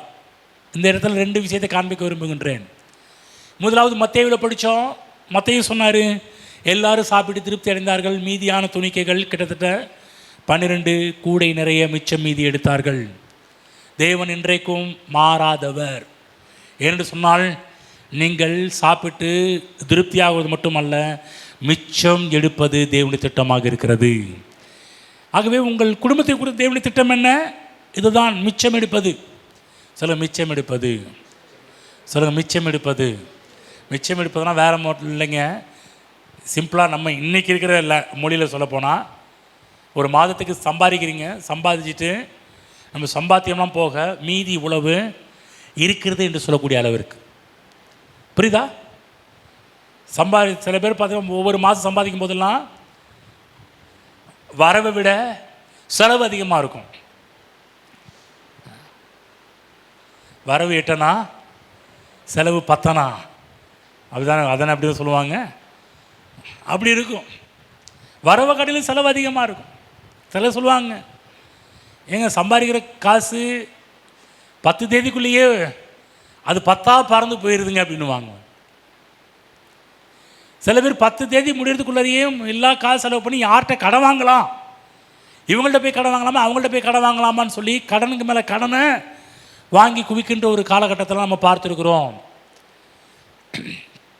ஆனால் தேவனாய கர்த்தர் மாறாதவர். உங்கள் வாழ்வில் தேவன் என்ன செய்ய விரும்புகிறார் என்று சொன்னால், உங்கள் வருமானத்தை கர்த்தர் ஆசீர்வதிக்கிறவர். எப்படி ஆசீர்வதிப்பார்கள் சொன்னால், அந்த மாதத்துக்குரிய தேவைகளெல்லாம் சந்திக்கப்பட்டு உங்கள் கையில் மிச்சம் மீதி நிறைய இருக்கும்படி கர்த்தர் செய்வார். ஆமேன். கம்மியாக தான் வருது. விசுவாசி, நான் சொல்ல, இது பெரிய ஆசீர்வாதம். உங்களுக்கு கோடிக்கணக்கில் பணம் இல்லை என்று சொன்னாலும் கூட ஒவ்வொரு மாதமும் உங்கள் செலவெல்லாம் போய் மிச்சம் மீதி எடுக்கிறீங்க பாருங்கள், அதுவே ஒரு பெரிய ஆசீர்வாதங்க. பெரிய கோடியாக பணத்தை எடுப்பதை காட்டிலும் ஒவ்வொரு மாதமும் உங்கள் செலவுகள் போக மிச்சம் மீதி இருக்குது என்று சொல்கிறீங்க பாருங்கள், அது இருக்கிறதுலையே பெரிய ஒரு ஆசீர்வாதம். உங்கள் வாழ்வில் தேவன் அப்படி பண்ணுவார். இன்றைக்கி ஒரு வேளை வரவை காட்டிலும் செலவு அதிகமாக இருக்கலாம், பற்றாக்குறை அதிகமாக இருக்கலாம், சாப்பாட்டுக்கு வழி இல்லாத ஒரு நிலைமையாக இருக்கலாம். என்றைக்குமே நீங்கள் அப்படி இருக்க தேவன் விடமாட்டார். உங்கள் வாழ்வில் தேவனாய் கர்த்தர் மிச்சம் மீதி எடுக்க செய்வார். எல்லாரும் சொல்லுங்கள், என் வாழ்விலே, என் வருமானத்திலே, என் வருமானங்களிலே நிறைவாகி மிச்சம் மீதி எடுக்கும்படி என் தேவன் செய்வார். ஆமென். புரிஞ்சுங்களா? ஆனால் ஒரு காரியம், உங்கள் வருமானத்தை தேவனுடைய கரத்தில் கொடுங்கள். சின்ன பையன் 5 பத்தி 2 மணியை கொண்டு வந்து அவன் நினச்சானா அவன் சாப்பிட்டு ஏப்ப ஓட்டுட்டு போயிருக்கலாம். ஆனால் என்ன நடந்தது என்று சொன்னால், இயேசுவின் பிரசங்கத்தை கேட்டு ஈர்க்கப்பட்டு அவன் கொடுக்கின்ற ஒரு மனநிலையில் உடையவனாக மாற ஆரம்பித்தான். என்றைக்கு அந்த 5 அப்பம் 2 மீன் இயேசுவின் கையில் வந்ததோ, அது பெருக்கப்பட்டது, அது அதிகமாக்கப்பட்டது. அது மட்டுமல்ல, மிச்சம் மீதி 12 கூடை நிறைய எடுத்தார்கள். இதற்கு நிறைய டெஃபினேஷன் கொடுக்குறாங்க. ஆனால் எனக்கு கிடைக்கப்பட்ட ஒரு டெஃபினேஷன் வெளிப்பாடு என்ன, நிறைய பேர் பல வெளிப்பாடுகள் கொடுக்குறாங்க, நல்லது. ஆனால் நமக்கு கிடைத்த ஒரு வெளிப்பாடு என்னென்னா, 12 கூட நிறைய எடுத்தாங்கள்ல. கர்த்தர் பார்த்தாரு, ஏப்பா இந்த பையன் தானே 5 அப்பம் 2 மீன் கூட நம்ம கொடுத்தான். 12 சீசர்கள் தலையும் கூடையை தூக்கி வச்சு இப்போ நேராக என்ன பண்ணுறீங்கன்னா அந்த பையன் வீட்டில் போய் கொடுத்துட்டு வாங்கன்னு சொல்லியிருக்கலாம். மேபி இருக்கலாம். இதுதான் சொல்லி ப்ரூஃப் பண்ண வரல. இருக்கலாம்.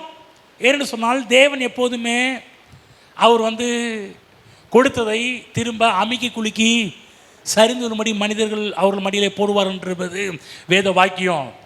இப்போ இவன் 5 அப்பத்தை 2 மீனையும் கொடுத்திருப்பான், கர்த்தருடைய கருத்தில் கொடுத்திருப்பான் என்று சொன்னால் கர்த்தர் கொடுத்ததை திரும்ப கொடுப்பது மட்டுமல்ல, அமுக்கி குலுக்கி சரிந்துடும்படி கொடுக்கிற தேவன். என்ன நடந்திருக்குன்னு சொன்னால் 12 சீசர்களுடைய தலைமையை வச்சு நிறைய நேராக பொடியை கட்டுங்க, நேராக அந்த பையன் வீட்டுக்கு போங்க, இறக்குங்க. ஒருவேளை என்னுடைய கெஸ்ஸிங் அவன் அதை பார்த்து ஆச்சரியப்பட்டிருக்கலாம். நான் கொடுத்தது 5 அப்பம் 2 மீன், ஆனால் தேவன் அதை எனக்கு பெருக்கி இவ்வளவு கொடுத்துருக்கிறார். தேவனாய கருத்து என்றைக்கெல்லாம் இயேசுவின் கரங்களுக்குள்ளாக அந்த காரியங்கள் செய்கின்றதோ தேவன் அவைகளை பெருக்கி தருவதற்கு அதிகமான தேவனாக இருக்கிறார். அது மட்டுமல்ல, இந்த இடத்துல இன்னொரு சம்பவம், 2வது விஷயம் பார்த்தீங்கன்னா சொல்லப்பட்டிருக்கிற ஒரு காரியம், மீதியான துணிக்கைகளை சேர்த்து வையுங்கள். சொல்லுங்கள், சேர்த்து வையுங்கள். அதாவது தேவன் சேர்த்து வைக்க வேண்டும் என்று விரும்புகிற தேவன் என்பதை உங்களுக்கு காண்பிக்கின்றேன். மிச்சமீதியை கண்ணாபின்னு செலவு பண்ண வைக்கல, தேவன் அதை சேர்த்து வைக்க வேண்டும் என்று நீங்கள் விரும்புகிறார். ஒருவேளை உங்களுக்கு மிச்சம் மீதி, நான் சொன்னலையே, ஒரு மாதத்திற்கு வருமானத்துக்கு மீறி நிறைய அமௌண்ட்டு உங்கள்கிட்ட இருக்கும் என்று சொன்னால் அவைகளை கண்மூடித்தனமாக செலவு பண்ணாமல் அவைகளை சேர்த்து வையுங்கள். இங்கே எப்படி இயேசு சொன்னார், துணிக்கைகளை சேர்த்து வையுங்கள், சேமித்து வையுங்கள். தேவ பிள்ளைகளே, உங்கள் வாழ்விலே, நம்முடைய வாழ்விலும் ஊழியங்களிலும் குடும்பத்திலும் மிச்சமும் சேமிப்பும் தேவனுடைய திட்டம் என்பதை அறிந்து கொள்ளுங்கள். மிச்சம் மீதி எடுப்பது தேவனுடைய திட்டம், மிச்சம் மீதி எடுப்பதை சேமித்து வைப்பதும் தேவனுடைய திட்டமாக இருக்கின்றது. ஆமென். தேவன் உங்கள் வாழ்வில் செய்வார், உங்கள் குடும்ப வாழ்வில் செய்வார், ஊழியத்தில் தேவன் செய்வார். சாப்பிட்டு திருப்தி அடைந்தார்கள். அது மட்டுமல்ல, எல்ஷடாய் தேவன் இயற்கை விதிகளுக்கு மீறி செய்த ஒரு காரியம், மிச்சம் திருப்தி அடைந்தது மட்டுமல்ல, மிச்சம் மீதி எடுக்கும்படிக்கும் தேவன் அவர்களுக்கு செய்தார் என்பதை புரிந்து கொள்ளுங்கள். ஆமென். புரிந்து கொண்டீர்களா? இயேசு கிறிஸ்து அவருடைய ஊழியத்தில் பார்த்தீங்கன்னா விசுவாசிகளுக்கு ஒரு பெரிய பாடத்தை கற்றுக் கொடுக்குறாரு. என்ன கற்றுக் கொடுக்குறாரு என்று சொன்னால், வெற்றியுள்ள ஒரு ஊழியமாக எப்படி ஊழியத்தை செய்து முடிக்க முடியும் என்பதை அவர்களுக்கு கற்றுக் கொடுக்க ஆரம்பித்தார். ஆமென். 12 சீசர்களும் கொஞ்சம் ஆரம்பத்தில் புலம்புனாங்க, இது எப்படி ஆகும், 200 பணத்துக்கு சான்ஸ் இல்லை. அங்கே சொல்கிறாரு பாருங்க, இயேசுக்கு சொல்கிறாரு 6ஆம் வசனம், தாம் செய்ய போகிறதை அறிந்திருந்தும் அவனை சோதிக்கும்படி இப்படி கேட்டார். பிலிப்பு அவருக்கு பிரதித்திரமாக, இவர்களுக்கு ஒவ்வொருவனும் கொஞ்சம் கொஞ்சம் எடுத்துக்கொண்டாலும் 200 பணத்து அப்பங்களும் இவர்களுக்கு போதாதே என்றான். அப்பொழுது அவருடைய சீசர்கள் ஒருவன் சீமோன் பேதுருவின் சகோதரனாகிய அந்திரேயா அவரை நோக்கி என்று பார்க்கிறோம். அவன் சொல்கிறான், போதாதே, 200 போதாதே. அந்த போதாதே என்ற வார்த்தையெல்லாம் தேவன் வார்த்தையை அவங்க வாயை மாற்றி விட்டார். ஒருவேளை நீங்கள் இப்போ ஷார்ட்டேஜ் இருக்கலாம், உங்கள் வாய் வேறு மாதிரி மாற்றப்படலாம். தேவனுடைய கருத்திற்குள் என்றைக்கு அந்த பணம் போக ஆரம்பிக்குதோ, பொருள் போக ஆரம்பிக்குதோ, அவை எல்லாவற்றையும் தேவன் உங்கள் வாழ்வில் பெருக்கி தருவார் என்பதை புரிந்து கொள்ளுங்கள். பெருக்கி தருவது மட்டுமல்ல, அவைகளெல்லாம் சேமித்து வைக்கும்படியான ஒரு கட்டளையும் அவர்களுக்கு பிறப்பிக்கப்பட்டது. அப்போ உங்கள் வாழ்விலே மிச்சம் மீதி எடுக்க பண்ணுவார். மிச்சம் மீதி எடுக்க பண்ணுவது மட்டுமல்ல, அது சேர்த்து வைக்கக்கூடிய திட்டங்களையும் பிளானையும் தேவன் உங்களுக்கு தருவார். சேர்த்து வையுங்கள், அதன் மூலமாக தேவ ராஜ்யங்கள் கட்டப்படும், தேவனுடைய ஊழியங்கள் அதன் மூலமாக சிறப்பாக செயல்படுத்தப்படுவதை நீங்கள் பார்க்க ஆரம்பிப்பீர்கள். எழுந்து நிற்போம்.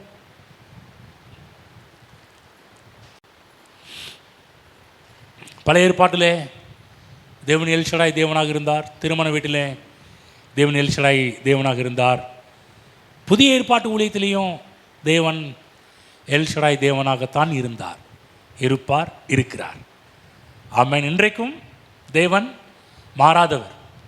உங்கள் வாழ்வில் மிச்சம் மீதி எடுக்கும்படி பண்ணுவார். உங்கள் செலவுகளெல்லாம் போக. திரும்ப சொல்கிற தேவ பிள்ளைகளே, இன்றைக்கு ஒரு வேளை பற்றாக்குறையில் இருக்கலாம், ஆனால் என்றைக்குமே நீங்கள் பற்றாக்குறையில் இருக்க மாட்டீர்கள். எல்ஷடாய் தேவனை விசுவாசியுங்கள், மிச்சம் மீதி எடுக்க பண்ணுவார், மிச்சம் மீதி உண்டாகும்படி கர்த்தர் செய்வார். ஆமென். ஆகவே தேவனை நோக்கி பாருங்கள், அவருடைய நாமத்தை உச்சரியுங்கள், தேவனை அறிந்து கொள்ள பிரயாசமிடுங்கள். உங்கள் மனதிலே எல்ஷடாய் தேவனை கொண்டு வந்து நிறுத்துங்கள், பேசுங்க. உங்கள் பிரச்சனைகளையும் உங்கள் கஷ்டத்தை பெருசாக பார்க்காதீங்க. எல்ஷடாய் தேவனை பெரிதாக பேசுங்கள், பெரிதாக பாருங்கள். உங்கள் தேவைகளை பெரிதாக பார்க்காதீர்கள். எல்ஷடாய் தேவன் எப்படி மிச்சம் மீதி எடுக்க வைத்து உங்கள் வாழ்விலே சேமிப்பை உண்டாக்குவார் என்று சொல்லி அப்படி பார்க்க ஆரம்பியுங்கள். ஆமென். மனம் தேவனை குறித்து நிரம்புவதாக. கரங்களை விடுத்து நன்றி செலுத்தும். ஸ்தோத்திரம் பிதாவே, இன்றைக்கு எங்களோடு பேச நம்முடைய வார்த்தைகளுக்கு நன்றி செலுத்துகிறோம். எங்கள் கண்களை திறந்திருப்பதற்காக உமக்கு நன்றி செலுத்துகிறோம் ஆண்டவரே. ஹல்லேலூயா. ஓ ஸ்தோத்திரம், ஸ்தோத்திரம். இஸ்ரவேல் ஜனங்கள் அவர்களுக்கு தேவன் படி அளந்தபோது அவர்களுடைய வாழ்விலே ஏராளம் உண்டாகும்படி கர்த்தர் செய்தீரே. அவர்கள் கரியை கேட்டபோது கூட அவர்கள் திணறி போகக்கூடிய அளவுக்கு கரியை அவர்களுக்கு புசிக்க கொடுத்தீரே. கிட்டத்தட்ட 40 வருடங்கள் விதைக்கல, அறுக்கவில்லை, களஞ்சியத்தில் அவங்க போய் சேர்த்து வைக்கல. ஆனால் அவர்கள் தேவைகளெல்லாம் நீர் அழகாக சந்தித்த தேவன். இன்றைக்கும் இங்கே நின்று கொண்டிருக்கிற ஒவ்வொரு பிள்ளைகளுடைய வாழ்விலும் தேவைகளை நீர் அபரிதமாக சந்திக்க நீர் எல்ஷடாய் தேவனாக இருக்கிறீர் என்று நாங்கள் அறிக்கை எடுக்கிறோம் ஆண்டவரே. ஹல்லேலூயா. புதிய ஏற்பாட்டு ஊழியத்திலையும் திருமண வீட்டிலையும் புதிய ஏற்பாட்டு ஊழியத்திலையும் நீர் எப்படி எல்ஷடாய் தேவன் என்பதை உங்களுடைய பிள்ளைகளுடைய வாழ்வில் விளங்க செய்வீராக தகப்பனே. இங்கே இருக்கிற ஒவ்வொருவரும் யாரும் அவர்கள் கையேந்தி வாழக்கூடாது ஆண்டவரே. யாரிடம் போய் நிற்கக்கூடாது கர்த்தாவே. கடன் என்ற பேச்சுக்கே இடம் வரக்கூடாது கர்த்தாவே. ஒவ்வொருவரும் அவர்கள் வாய் நகைப்பினால் நிரம்புவதாக. எங்கள் தேவன் மிச்சம் மீதி எடுக்க பண்ணினார். இந்த மாதத்திலே எங்களுடைய செலவுகளெல்லாம் போக மிச்சம் மீதி ஏராளம் இருக்கிறது சொல்லக்கூடிய அளவுக்கு நம்முடைய பிள்ளைகளுடைய வாய் அப்படிப்பட்ட வார்த்தைகளால் நிரப்பப்படுவதாக தகப்பனே. ஒவ்வொரு மாதங்களும் இப்படிப்பட்ட வார்த்தைகளால் நம்முடைய பிள்ளைகளுடைய வாய் நிரம்புவதாக தகப்பனே. தேவன் எல்ஷடாய் தேவன் என்பதை நம்முடைய பிள்ளைகளை உணர்ந்து துதித்து ஆராதித்து மகிமைப்படுத்தி வாழட்டும். என்னை கனம் பண்ணுகிறோம், நான் கனம் பண்ணு சொன்னீரே. உங்களுடைய கனத்தை நம்முடைய பிள்ளைகள் தங்கள் வாழ்விலை காணட்டும் என்று ஆசீர்வதிக்கிறேன். இயேசு கிறிஸ்து நாமத்தில் பிதாவே, ஆமென்.